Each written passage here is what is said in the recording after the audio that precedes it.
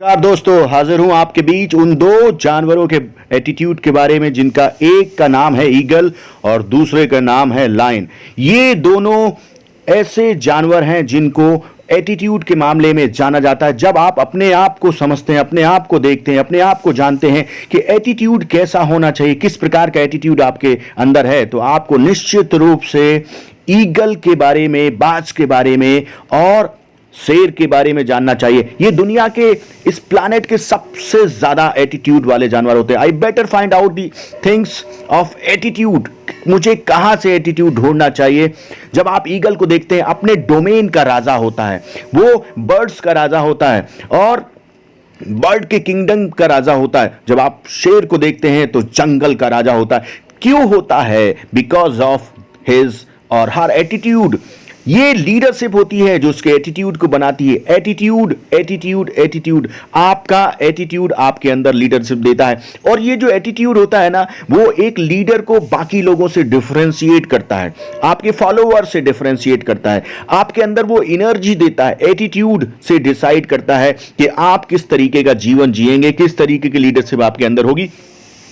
जंगल का शेर जो है वो सबसे लंबा जानवर नहीं होता है, लंबा नहीं होता, ऊंचाई में बड़ा नहीं होता, लार्जेस्ट भी नहीं होता, हैवीएस्ट भी नहीं होता, बिगेस्ट भी नहीं होता, उसके अंदर भारीपन भी नहीं होता, छोटा होता है, स्मार्टेस्ट भी नहीं होता, बहुत इंटेलिजेंट भी नहीं होता।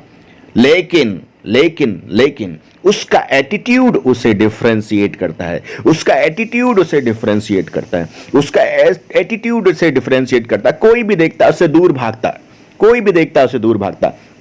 मैं कोट के बारे में बार बार फोकस करता हूं।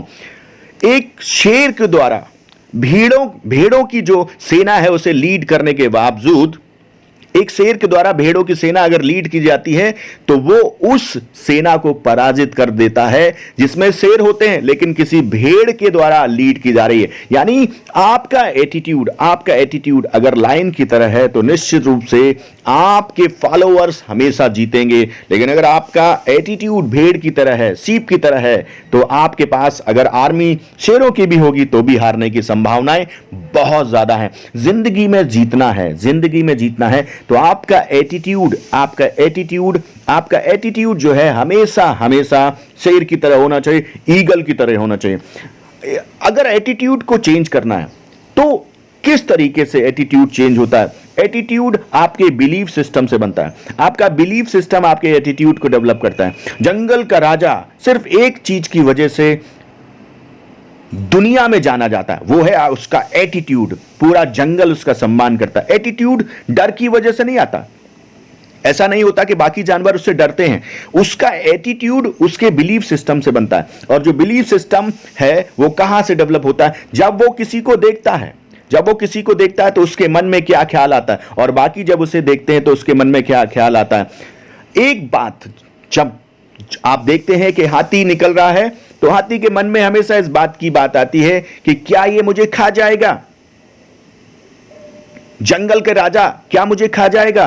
कोई भी जानवर जब उसे देखते हैं, शेर को जब देखते हैं, तो उसके दिमाग में एक ही बात आती है कि ये मुझे खा जाएगा, इसका आज मैं शिकार बन जाऊंगा। लेकिन जब शेर किसी को देखता है तो शेर ये सोचता है, क्या मैं आज इसका शिकार करूंगा? क्या इसे आज मैं शिकारी की तरह से देखूं? मैं आपसे यही कहना चाहता हूं, एटीट्यूड डिसाइड करता है। शेर देखता है तो उसके मन में लंच का ख्याल आता है, और जब बाकी जानवर अपने आप को देखते हैं शेर के सामने तो उनके मन में ये ख्याल आता है, ये मुझे खा जाएगा। ये उसका बिलीफ सिस्टम है।